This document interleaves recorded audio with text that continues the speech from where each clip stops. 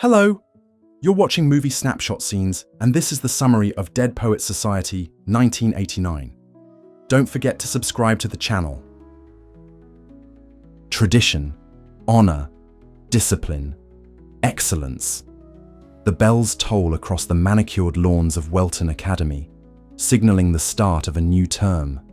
Rows of young boys in crisp uniforms march through the Gothic halls, their expressions solemn, their futures already mapped out. The banners hanging above them proclaim the school's 4 pillars: tradition, honor, discipline, excellence. At Welton, there is no room for deviation. It is 1959, and the world outside is changing. But inside Welton's ivy-covered walls, time stands still. Among the new arrivals is Neil Perry, a bright, eager student with a warm smile and a desperate need to please. His father is strict, his expectations suffocating. Neil's dreams are carefully hidden beneath polished shoes and perfect grades.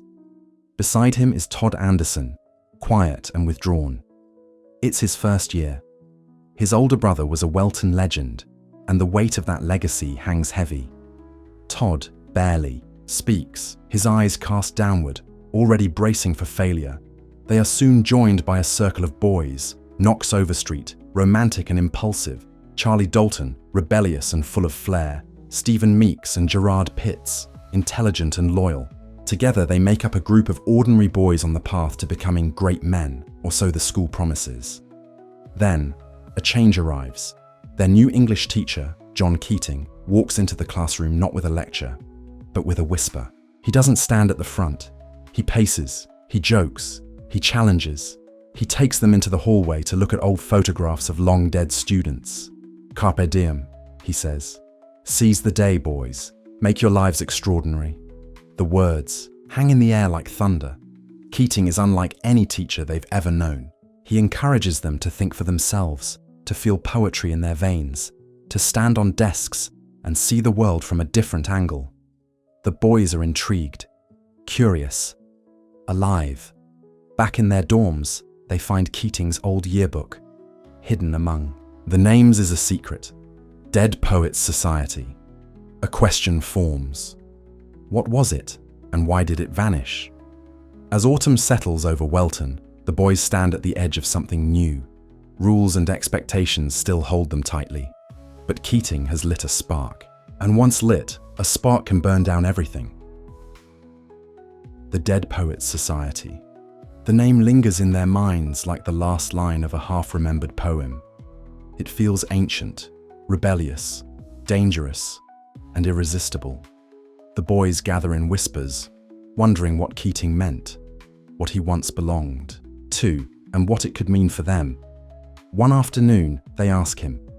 Keating at first deflects with a smile, but the glint in his eyes betrays a deeper memory. He tells them that the Dead Poets Society was a secret club, a gathering of students who met in a hidden cave off campus. They read poetry. They shared their fears, their dreams. They lived deliberately, quoting Thoreau. They sucked the marrow out of life. The boys are captivated. That night, armed with flashlights, poetry books, and beating hearts, they sneak off into the forest. The path is rough, the night cold, but they're driven by something they can't quite name. They find the cave, dark and echoing, the walls lined with stone and history. They light a candle. Neil reads the first poem aloud, his voice trembling, then strengthening. Charlie follows with swagger. Knox, dreamy-eyed, recites verses of love. Even Todd, nervous and shy, listens with wonder. In that moment, the cave becomes sacred. They aren't students here. They aren't suns or shadows. They're poets. Something begins to shift.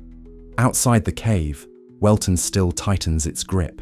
Latin conjugations, geometry theorems, future careers planned like military campaigns. But in the cave, the boys are alive in a different way. Their minds stir with ideas, with longings they never gave themselves permission to feel. Inspired by Keating's lessons and their newfound freedom, the boys begin to change. Knox, head over heels for a girl named Chris, who already has a boyfriend. starts to pursue her through poetry, through persistence. He dares to believe he's worthy of love. Charlie, ever the provocateur, starts challenging the school's rigid rules. He wants girls allowed at Welton. He wants laughter and liberty, even if it means punishment. Neil discovers something that fills him with more light than grades or approval ever could: acting. He lands the lead role in a local production of A Midsummer Night's Dream. It's the first time he feels like himself. But with every step toward freedom, the pressure from the outside world builds. Rules, fathers, expectations. Still, in the cave and in their hearts, the boys hold tight to one idea: carpe diem. The cave becomes a refuge. Night after night, the boys return to their sacred space, lit by candlelight and poetry. They read Whitman, Byron, and Thoreau, not for grades or approval, but for the thrill of feeling alive. Each word is fuel. Each verse a rebellion against the lifeless rigidity of Welton Academy. Outside the cave, their new courage begins to take shape. Knox Overstreet continues his bold pursuit of Chris. Despite her being in a relationship with a football player, he shows up at her school, delivers flowers, even reads her a poem in front of her class. His heart races, but he doesn't stop. Every word he speaks feels like an act of defiance, not against Chris, but against the version of himself that used to stay quiet. Charlie Dalton grows louder and bolder. He writes an article in the school paper demanding girls be admitted to Welton and signs it Dead Poets Society. The administration is furious. Corporal punishment is threatened, but Charlie stands tall, proud, unflinching. Neil Perry dives headfirst into rehearsals for A Midsummer Night's Dream. On stage, he is not his father's obedient son. He is Puck, mischievous, free, full of light. Each rehearsal ignites him. He hides the truth from his father, who would never approve, but with each line spoken, Neil feels the walls of his life bending, if only a little. Even Todd Anderson, once paralyzed by insecurity, begins to blossom. In class, Keating pushes him beyond fear, challenging him to create poetry on the spot. Todd resists, stumbles, but then something incredible happens. The words come, raw, powerful. His classmates are stunned. For the first time, Todd feels seen. And yet, with each victory, the pressure mounts. The school senses a disturbance. The administration eyes Keating with suspicion. Whispers of rebellion float through the halls. Rules are meant to be followed, not questioned. But Keating isn't teaching rules. He's teaching freedom, and freedom is dangerous. Neil knows this most of all. When his father discovers the play, he forbids Neil from performing, orders him to quit, demands obedience. But Neil has tasted something he can't unfeel. On the night of the performance, despite the risk, he takes the stage. Under the bright lights, his voice carries across the theatre, not as a student, but as a soul in flight. The audience erupts in applause, but in the crowd, his father watches in silence, and something dark follows Neil home. The applause still echoes in Neil's mind. On stage, he felt weightless, reborn beneath the spotlight, surrounded by laughter and cheers. It was everything he'd dreamed of, not just acting, but freedom. For one night, he was no longer living for someone else. But the moment fades the instant he steps off the stage. Waiting in the wings is his father, stone-faced, unmoved, furious. No words are exchanged in the car ride home, just cold silence. And when they arrive, the verdict is delivered like a death sentence. Neil is to withdraw from Welton and enroll in military school. His life will no longer be his own. His future will follow a path carved by someone else. Neil doesn't argue. He doesn't cry. He simply nods and retreats inward. Back at Welton, the boys sense something has changed. Neil moves like a ghost through the halls. His usual spark, so recently kindled, is dim again. Todd asks if he's all right. Neil lies, says he's fine. That night, in the darkness of the dormitory, Neil leaves a note on his desk. Then he slips out silently, without a sound. By morning, everything shatters. News of Neil's suicide spreads like a bitter wind across campus. The boys are stunned, paralyzed. Todd crumples in grief, unable to breathe. Charlie grows silent. Knox stares blankly into space. The warmth of autumn has given way to the cold of winter. Keating is called into question. Neil's parents, desperate for answers and blinded by guilt, point fingers outward. The administration begins an investigation. Keating's unorthodox teaching style becomes the scapegoat. His influence is labeled dangerous, subversive. They say he put ideas in the boys' heads, ideas that led to tragedy. The boys are cornered. Each is handed a letter, a confession, a lie. They are told to sign it, to protect the school, to protect themselves. Some resist. Others fold under pressure. Parents arrive. Futures are threatened. And one by one, the signatures appear. Todd is the last. He shakes. He cries. But in the end, surrounded by adults who do not listen, he signs his name too. And Mr. Keating is dismissed. Just like that, the voice that told them to seize the day is silenced. But something remains. Not all sparks go out. In the cold, some wait quietly for the right moment to burn again. The halls of Welton have never felt so quiet. The energy that once flickered in the classrooms, the dormitories, and the cave in the woods is gone. It's as though the very walls are grieving. The death of Neil Perry has sent a shockwave through the school, not just for the students, but for something deeper, more intangible. Hope, perhaps. Todd moves through his days like a shadow. His stutter returns, not in speech, but in presence. He avoids eye contact.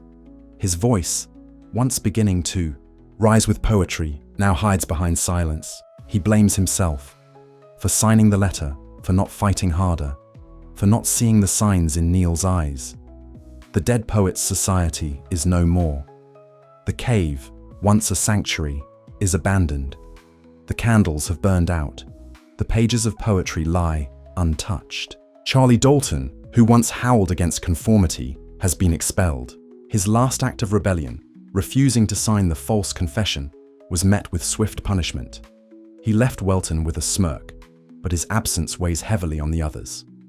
Knox tries to hold on to the courage Neil gave him.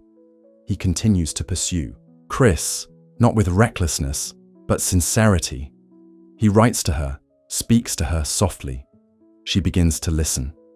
There is no victory in his voice now, only a longing to live honestly, like Neil once did. Meanwhile, Mr. Keating packs his things in silence. His classroom is stripped of personality. The photos are taken down, the books stacked neatly, the desk empty. The same room where boys once stood on desks and shouted, "Oh, Captain, my Captain," is now just a place for grammar and structure. But the fire he lit hasn't gone out. In whispers, in memories, the boys still carry his words. Carpe diem echoes in their hearts, even as they try to forget it, even as the school tries to bury it. One day, Todd finds himself staring out the window during class. His new teacher drones on about structure and obedience. Todd hears nothing but the emptiness of the room. Then he notices Keating passing by the doorway, escorted like a prisoner leaving his own kingdom. Their eyes meet, and in that quiet glance, something stirs. A decision. Something is not over. Not yet. Todd Anderson never meant to lead anyone. He's always been the quiet one, the observer in the background. But something inside him has shifted.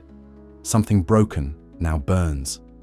Neil's death haunts him, the injustice of it, the silence, the way. The world went back to normal while the one person who truly dared to live was gone. And now Mr. Keating is being erased. He returns only once more to collect his personal belongings. The classroom is full of tension.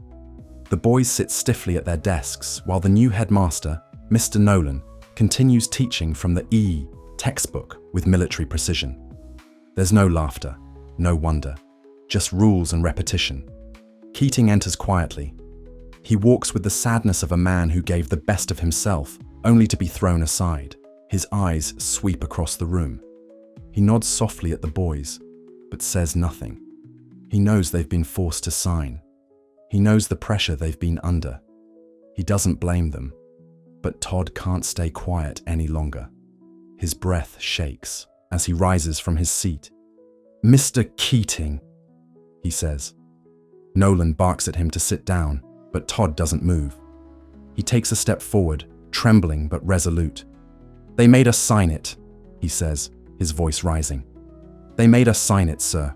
It wasn't the truth." Keating looks at him, really looks at him, and smiles just slightly. Then something remarkable happens. Todd climbs onto his desk.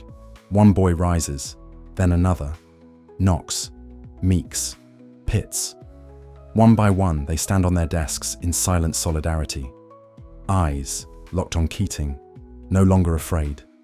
"Oh, Captain, my Captain," Todd says. The words are no longer a joke. They're a tribute, a promise. Keating turns, overwhelmed. "Thank you, boys," he says quietly. "Thank you." Nolan shouts at them to sit down, threatens expulsion, but the boys remain standing, unmoving. They've been taught to think, to feel, to live deliberately, and in this moment, they do. The man who changed them walks out with his head held high. The room is silent, but the meaning echoes louder than any poem. They have seized the day, not in rebellion, in truth, in courage. And though the desks will be cleaned and the books returned, something has changed at Welton forever. The dead poets may have disbanded, but their voices will never be silenced. Winter gives way to spring. Snow melts from the stone paths of Welton Academy. The banners still hang. Tradition, honor, discipline, excellence. But something beneath them has shifted. The world hasn't changed, not visibly. The bells still ring. The boys still march. But in the hearts of a few, a new rhythm has taken hold. The dead poets' society is gone, but its spirit lingers. The cave remains quiet, candles long extinguished, but it's no longer a place of secrecy. It's a memory now, a symbol of the moment when a group of boys chose to live, even if only briefly, with fire in their hearts. Charlie Dalton has been expelled. His chair in the classroom sits empty, but his boldness is not forgotten. Knox continues to write. Poems now, not just for Chris, but for himself. He's learning to love without fear, to speak without apology. Meeks and Pitts still walk the halls, still follow the rules, but there's a light in their eyes now. They question, they dream. And Todd Anderson, the boy who once couldn't say his own name aloud, walks with a quiet confidence. The grief of Neil's death hasn't faded, but it's transformed. Todd carries it not as a wound, but as a reason to live fully, a reason to seize the day. Mr. Keating is gone. The classroom he once filled with passion and poetry now echoes with discipline and routine. But his words remain, floating in the minds of his students like verses waiting to be spoken again. Carpe diem, seize the day. And more than that the powerful play goes on, and you may contribute. A verse. It wasn't just about poetry, it was about choice, about daring to speak, to dream, to love, to fall, to rise, about refusing to let life happen in silence. Todd doesn't know what his verse will be yet. None of them do. But now, they're looking, they're listening, they're awake.